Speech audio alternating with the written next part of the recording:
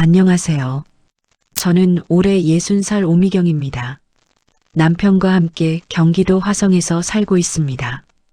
남편은 지난해 정년퇴직을 했고 저는 30년 넘게 다니던 은행을 그만둔 뒤 지금은 동네 도서관에서 자원봉사를 하며 지내고 있습니다.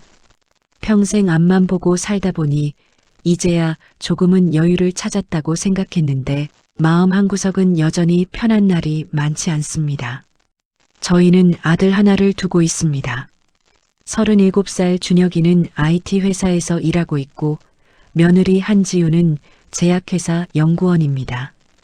둘은 맞벌이를 하며 초등학교 4학년 첫째와 6살 둘째, 예쁜 딸 둘을 키우고 있습니다.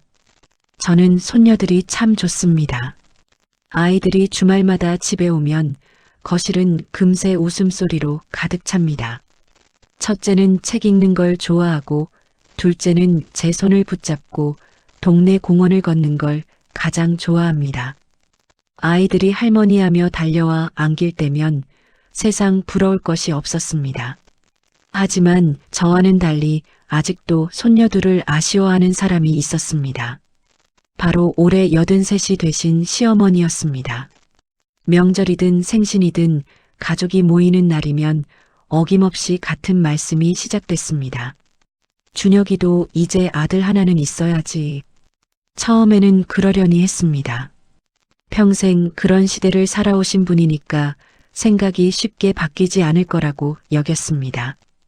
그런데 시간이 갈수록 그 말씀은 점점 잦아졌습니다. 딸은 시집 가면 끝이야. 그래도 대는 이어야 하지 않겠니? 그 말이 나올 때마다 저는 괜히 며느리 눈치를 보게 됐습니다. 지훈이는 늘 웃으며 넘겼습니다. 어머님, 저희는 지금도 벅차요.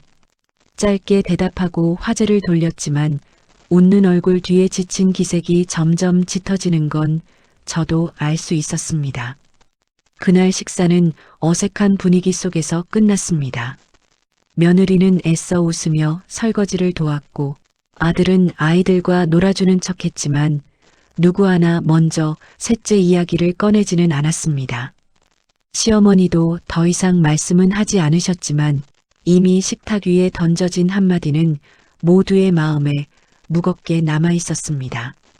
며칠 뒤 저는 반찬을 조금 만들어 며느리 집을 찾았습니다.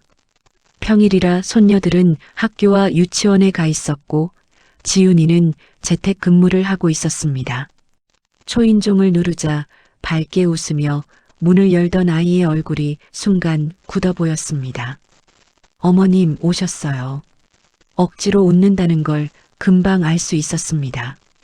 주방 식탁에 마주 앉아 차를 마시는데도 지훈이는 평소처럼 말을 이어가지 못했습니다. 휴대전화가 울릴 때마다 한숨을 쉬었고 노트북 화면을 바라보는 눈빛에도 피곤함이 가득했습니다. 조심스럽게 물었습니다. 회사 일이 많이 바쁘니? 잠시 망설이던 지훈이가 작게 웃었습니다.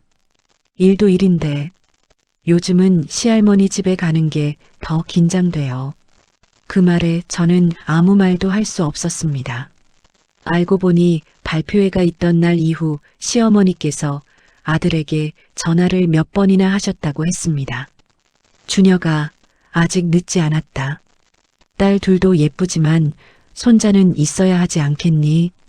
처음에는 아들이 웃으며 넘겼다고 했습니다. 그런데 같은 말이 계속 이어지자 조금씩 흔들리는 모습이 보였다는 것입니다.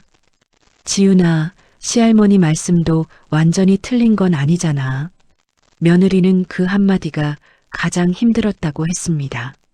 누구보다 내 편이라고 믿었던 남편이 현실보다 부모님의 기대를 먼저 생각하는 것처럼 느껴졌기 때문입니다. 집을 나서는데 발걸음이 무거웠습니다.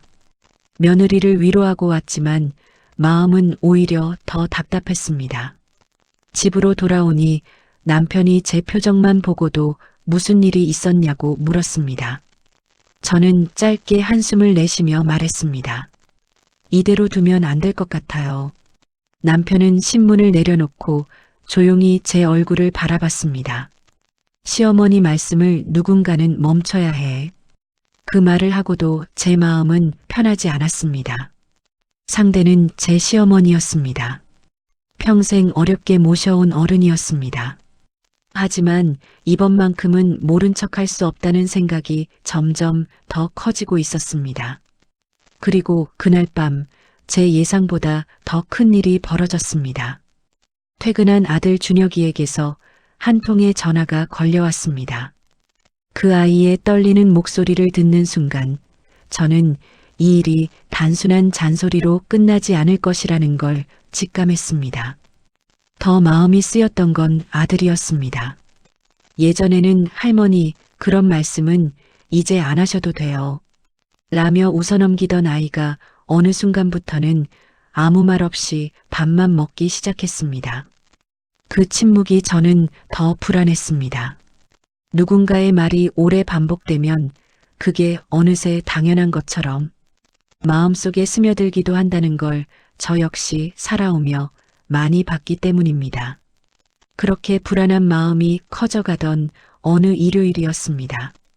둘째 손녀의 유치원 발표회를 마치고 모두 우리 집에 모여 저녁을 먹고 있었습니다. 아이들은 거실에서 깔깔 웃으며 놀고 있었고 식탁에는 오랜만에 가족들의 웃음소리가 이어졌습니다. 그때였습니다. 시어머니께서 국그릇을 내려놓으시며 조용히 입을 여셨습니다. 지훈아, 이제 둘째도 컸으니 셋째는 슬슬 생각해야 하지 않겠니? 순간 식탁 위의 공기가 눈에 띄게 무거워졌습니다. 저는 그날 이 말 한마디가 우리 가족의 평온을 흔들게 될 줄은 미처 알지 못했습니다. 며칠 뒤 퇴근을 준비하던 저에게 아들 준혁이 전화가 왔습니다. 엄마, 오늘 저녁에 잠깐 시간 괜찮아요? 목소리가 평소와 달랐습니다. 무슨 일이 생겼다는 걸 직감했습니다. 퇴근 후 집 근처 국밥집에서 아들을 만났습니다. 늘 씩씩하던 아이였는데 그날은 국이 식을 때까지 숟가락도 들지 못했습니다. 한참을 망설이던 준혁이가 조용히 입을 열었습니다. 오늘 할머니가 회사 근처까지 찾아오셨어. 순간 저는 숟가락을 내려놓았습니다. 회사까지? 점심 먹자고 나오시더니 1시간 넘게 같은 말씀만 하셨어. 준혁이는 깊은 한숨을 내쉬었습니다. 지훈이 나이도 아직 젊으니까 셋째는 꼭 낳아야 한다고. 손자가 없으면 집안이 허전하다고. 계속 그러셨어. 저는 아무 말도 하지 못했습니다. 시어머니 성격을 누구보다 잘 알았습니다. 한번 마음먹으면 상대가 대답할 때까지 같은 말을 반복하는 분이었습니다. 준혁이는 물컵만 만지작거리며 말을 이었습니다. 엄마, 나도 솔직히 흔들렸어. 그 말에 제 가슴이 철렁 내려앉았습니다. 할머니 말씀을 계속 들으니까 내가 너무 현실만 따지는 건가 싶더라고. 잠시 침묵이 흘렀습니다.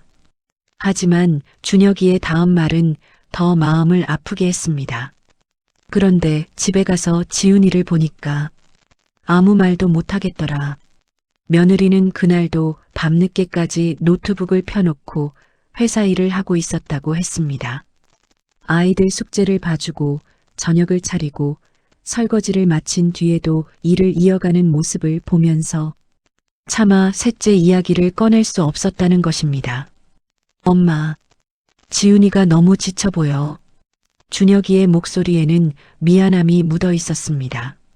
저는 그제야 아들이 단순히 부모님 말씀에 흔들리는 것이 아니라 현실과 가족 사이에서 갈팡질팡하고 있다는 걸 알게 되었습니다. 집으로 돌아오는 길, 제 마음은 더욱 무거워졌습니다. 며느리도 힘들고 아들도 힘들었습니다. 그런데 정작 이 사실을 모르고 계신 분은 제 시어머니 뿐이었습니다. 그날 밤 9시쯤 시어머니에게서 전화가 걸려왔습니다. 미경아, 이번 일요일에 다 같이 집으로 와라. 평소보다 단호한 목소리였습니다. 무슨 이야기인지 묻지 않아도 알 것 같았습니다. 전화기를 내려놓는 순간 제 마음속에는 불안감이 천천히 번져갔습니다. 이번 식사는 그동안과는 전혀 다른 자리가 될 것 같은 예감이 들었습니다. 며칠 뒤 어버이날을 맞아 온 가족이 다시 시어머니 댁에 모였습니다. 아침부터 마음이 무거웠지만 이번만큼은 피하지 않기로 했습니다. 가방 안에는 며칠 동안 직접 정리한 서류가 들어 있었습니다. 은행에서 오래 근무했던 습관 때문인지 저는 중요한 일을 앞두면 늘 숫자부터 정리했습니다. 식사가 끝나고 과일이 놓이자 예상했던 대로 시어머니가 먼저 입을 여셨습니다. 미경아, 준혁이한테는 이야기해봤니? 지훈이가 아직 젊으니까 셋째는 지금이 딱 좋잖아. 저는 조용히 물 한 모금을 마셨습니다. 그리고 가방에서 투명 파일 하나를 꺼내 식탁 위에 올려놓았습니다. 시어머니가 의아한 표정으로 저를 바라보셨습니다. 그게 뭐냐? 어머니께서 궁금해하실 것 같아서 준비해 왔습니다. 저는 첫 장을 펼쳤습니다. 준혁이네가 지금 사는 전셋집입니다. 방이 3개지만 아이 셋이 되면 결국 더 넓은 집으로 옮겨야 합니다. 두 번째 종이를 넘겼습니다. 현재 전세를 옮기려면 최소 1억 5천만 원이 더 필요합니다. 이번에는 교육비가 적힌 종이를 꺼냈습니다.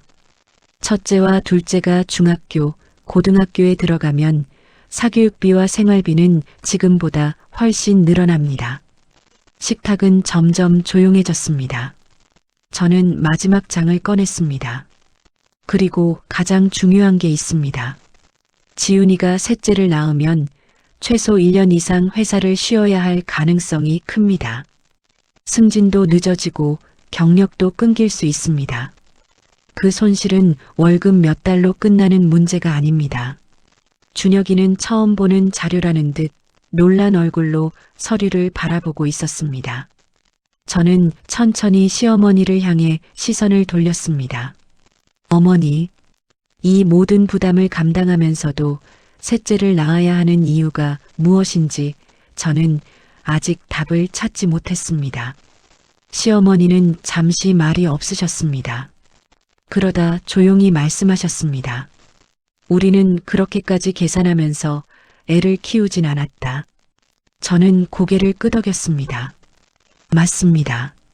어머니 세대는 그럴 수 있었습니다. 하지만 지금은 다릅니다.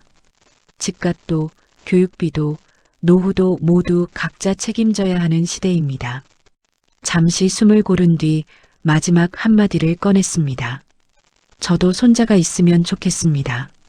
하지만 그 바람 때문에 며느리의 건강과 미래를 희생시키고 싶지는 않습니다. 저는 손자보다 우리 가족이 오래 행복하게 사는 것이 더 중요합니다. 순간 식탁 위에는 긴 침묵이 흘렀습니다. 그때까지 아무 말 없이 듣고 있던 준혁이가 천천히 자리에서 일어났습니다. 저는 그 아이의 표정을 보는 순간 무언가 달라졌다는 것을 느꼈습니다. 그리고 그 한마디가 우리 가족의 오랜 갈등을 끝내는 시작이 될 것이라는 예감이 들었습니다. 그날 집으로 돌아오는 내내 차 안은 조용했습니다. 남편도 아무 말이 없었고 저 역시 창밖만 바라보고 있었습니다. 스쳐 지나가는 가로등 불빛을 바라보는데 자꾸만 며느리의 떨리던 목소리가 귓가를 맴돌았습니다. 아이들도 버겁다는 말이 그렇게 이기적인 말인가요? 그 한마디가 가슴에 박혀 쉽게 지워지지 않았습니다. 잠이 오지 않아 거실에 앉아 오래된 앨범을 꺼냈습니다. 아이를 키우던 시절 사진들이 한 장 한 장 넘겨졌습니다. 낡은 사진 속에는 젊은 저와 남편 그리고 이제는 훌쩍 커버린 준혁이가 환하게 웃고 있었습니다. 그 사진을 보는 순간 잊고 지냈던 기억 하나가 선명하게 떠올랐습니다. 준혁이를 낳고 100일도 지나지 않았을 무렵이었습니다. 그때도 저는 직장에 복직을 앞두고 있었습니다. 아이를 어린이집에 맡겨야 했고 출근 준비만으로도 하루가 전쟁 같았습니다. 그런데 어느 날 시어머니께서 제 손을 붙잡고 말씀하셨습니다. 둘째는 빨리 가져야 한다. 애들은 터울이 짧아야 좋다. 저는 그때도 조심스럽게 대답했습니다. 어머니, 아직은 형편이 안 됩니다. 하지만 돌아온 대답은 제 사정을 묻는 말이 아니었습니다. 힘들어도 다 그렇게 키웠다. 그 한마디에 저는 더 이상 아무 말도 하지 못했습니다. 그날 밤 남편 몰래 이불을 뒤집어 쓰고 얼마나 울었는지 모릅니다. 누군가는 제 형편을 물어봐 주길 바랐습니다. 누군가는 힘들지? 라는 말 한마디만 해줬어도 버틸 수 있었을 것 같았습니다. 그런데 지금 돌이켜보니 세월만 흘렀을 뿐 며느리도 똑같은 자리에 서 있었습니다. 달라진 건 시대뿐이었습니다. 그때보다 집값은 몇 배가 올랐고 교육비는 비교도 할 수 없을 만큼 늘었습니다. 맞벌이가 아니면 생활을 유지하기 어려운 세상이 되었는데도 아이를 낳는 책임만큼은 여전히 젊은 부부 몫이었습니다. 문득 부끄러운 마음이 들었습니다. 저는 그동안 며느리를 이해한다고 생각했습니다. 하지만 정작 가장 힘들 때 앞에 서주지는 못했습니다. 시어머니를 말릴 용기가 없다는 이유로 시간이 해결해 줄 거라는 핑계로 며느리를 혼자 버티게 만들었습니다. 그날 밤 저는 자리에서 일어나 책상 앞에 앉았습니다. 빈 종이 한 장을 꺼내 펜을 들었습니다. 주택담보대출, 생활비, 교육비, 노후준비 하나씩 적기 시작했습니다. 감정으로는 바뀌지 않는 사람들이 있다는 걸 이제는 알고 있었습니다. 그렇다면 이번에는 말이 아니라 현실을 보여주기로 했습니다. 저는 천천히 종이를 내려다보며 마음속으로 다짐했습니다. 이번에는 누구도 우리 며느리에게 쉽게 하나 더 나으라라는 말을 하지 못하게 만들겠다. 그 결심이 우리 가족을 바꾸는 첫걸음이 될 것이라는 사실을 그때는 아직 알지 못했습니다. 준혁이는 한동안 아무 말 없이 식탁을 바라보고 있었습니다. 식구들의 시선이 모두 아들에게 향했습니다. 저는 아이가 무슨 말을 하려는지 짐작할 수 없었습니다. 그저 조용히 기다릴 뿐이었습니다. 잠시 후 준혁이가 천천히 입을 열었습니다. 할머니, 엄마. 목소리는 크지 않았지만 그 어느 때보다 단단했습니다. 오늘 엄마가 준비한 자료를 보니까 제가 얼마나 안일하게 생각했는지 알겠습니다. 시어머니께서는 말없이 손자를 바라보셨습니다. 준혁이는 한숨을 길게 내쉬었습니다. 사실 저도 한동안 흔들렸습니다. 할머니 말씀을 계속 듣다 보니까 정말 우리 집에 아들이 하나 있으면 좋지 않을까 하는 생각이 들었습니다. 그 말에 며느리 지훈이의 표정이 잠시 굳었습니다. 준혁이는 곧바로 아내를 바라보며 말을 이었습니다. 그런데 저는 가장 중요한 걸 놓치고 있었습니다. 아이를 낳는 건 제 바람만으로 되는 일이 아니었습니다. 임신도, 출산도, 경력도, 몸도 가장 큰 부담은 지훈이가 감당해야 하는데 저는 그 현실을 제대로 보지 못했습니다. 지훈이는 아무 말도 하지 못한 채 남편을 바라보고만 있었습니다. 준혁이는 자리에서 일어나 아내 앞에 섰습니다. 그리고 조용히 허리를 숙였습니다. 지훈아, 미안하다. 당신이 힘들다는 걸 알면서도 내 마음부터 앞세웠어. 앞으로 아이 문제는 누구 말도 듣지 않고 우리 둘이 상의해서 결정할게. 순간 지훈이의 눈가가 붉어졌습니다. 참고 있던 눈물이 결국 볼을 타고 흘러내렸습니다. 저 역시 울컥하는 마음을 감출 수 없었습니다. 시어머니께서도 한참 동안 아무 말씀을 하지 않으셨습니다. 식탁에는 무거운 침묵이 흘렀습니다. 그 침묵을 깬 사람은 뜻밖에도 남편이었습니다. 어머니, 남편은 조용하지만 분명한 목소리로 말을 이었습니다.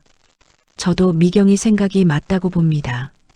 요즘 젊은 사람들은 우리 때와 사는 환경이 다릅니다. 우리가 책임질 수 없는 일을 계속 권하는 건 옳지 않습니다. 평생 어머니 말씀을 거스르지 않던 아들의 말에 시어머니의 표정이 천천히 흔들리기 시작했습니다.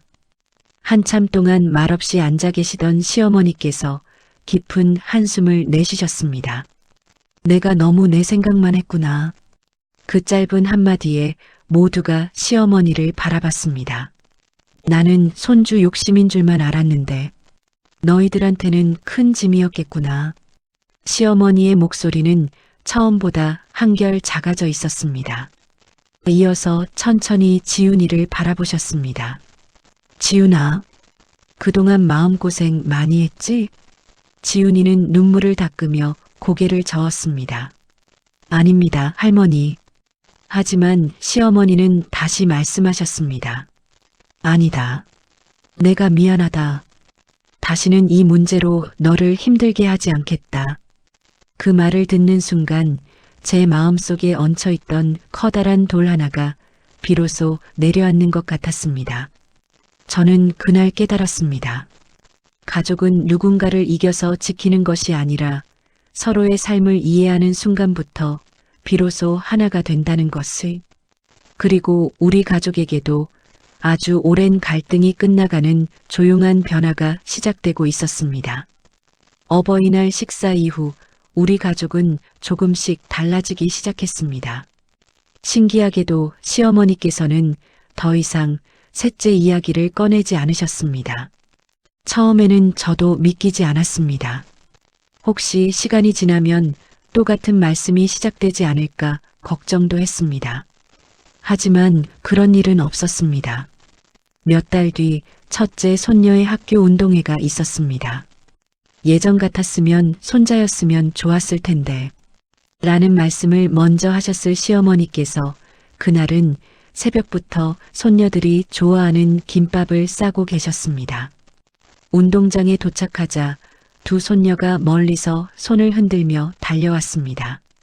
증조할머니, 아이들은 양손에 매달려 제잘제잘 학교 이야기를 들려주었습니다. 시어머니께서는 연신 웃으시며 손녀들의 머리를 쓰다듬으셨습니다. 이어달리기에서 첫째가 넘어질 뻔하다가 끝까지 달려오는 모습을 보시더니 박수를 치며 누구보다 크게 응원하셨습니다. 집으로 돌아오는 차 안에서 시어머니께서 창밖을 바라보며 조용히 말씀하셨습니다. 미경아, 네, 어머니, 내가 참 미련했다. 저는 아무 말 없이 운전만 했습니다. 잠시 후 시어머니께서 다시 입을 여셨습니다.